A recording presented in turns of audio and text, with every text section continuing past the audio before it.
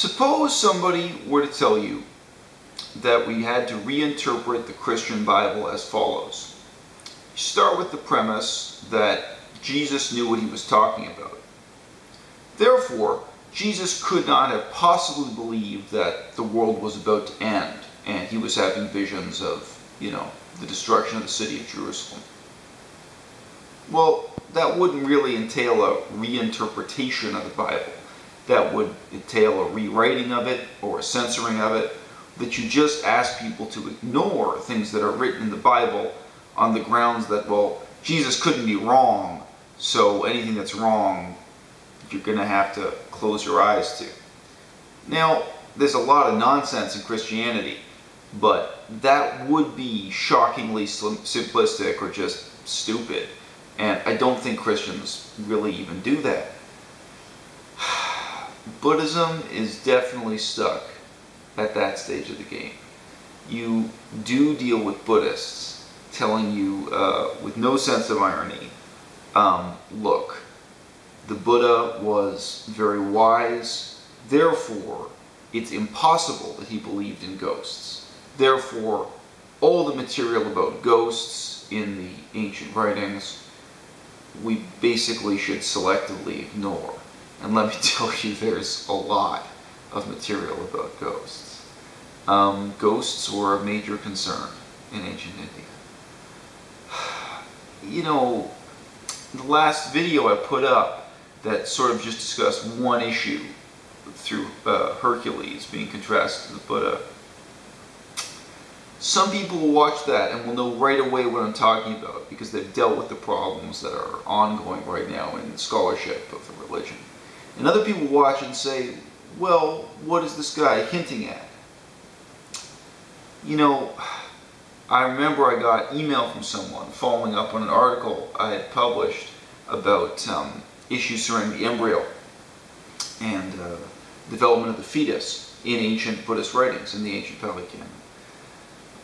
Those texts show an ancient worldview. They're written by human hands. Unlike Christians or Muslims, Buddhists don't claim that their texts are from a divine source. They're written down by human beings. And there's no reason for them to believe that there's scientific accuracy in these things. They reflect what ancient people thought about where babies come from. Well, I remember I got an email objecting that no, my interpretation of the text must be wrong, that it logically must be wrong, because it doesn't meet up with a modern scientific notion of how pregnancy, gestation, and birth work. To me, that mindset, it's so laughable, it's so sad, it's so pathetic. But for the people who are stuck in it, it's invisible. They're so emotionally wrapped up in this business of imposing modern expectations of the text, of thinking this must live up to this expectation.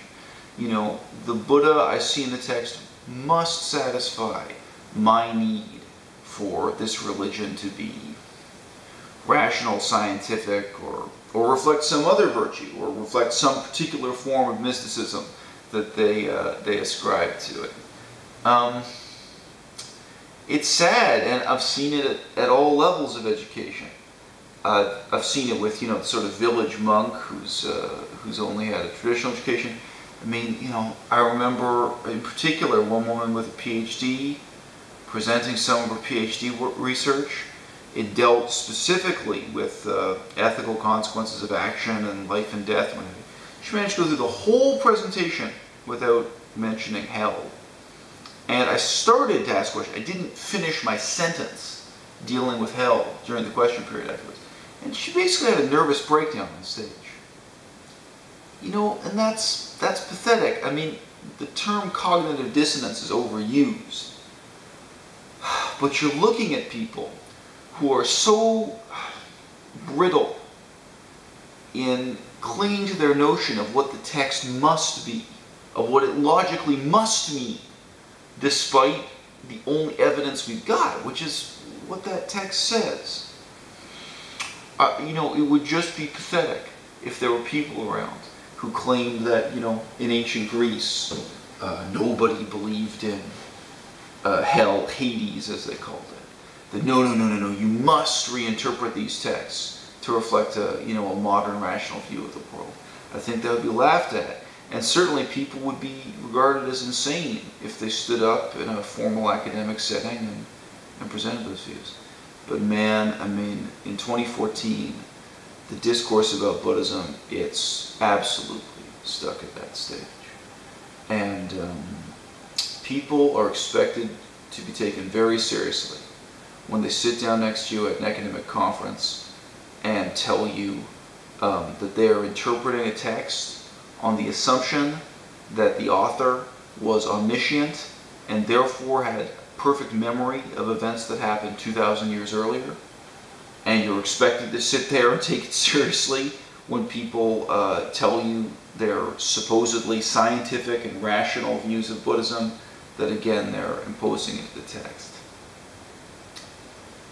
So when we deal with problems of interpretation in Buddhism, ancient or modern, sadly, what we're talking about isn't interpretation at all.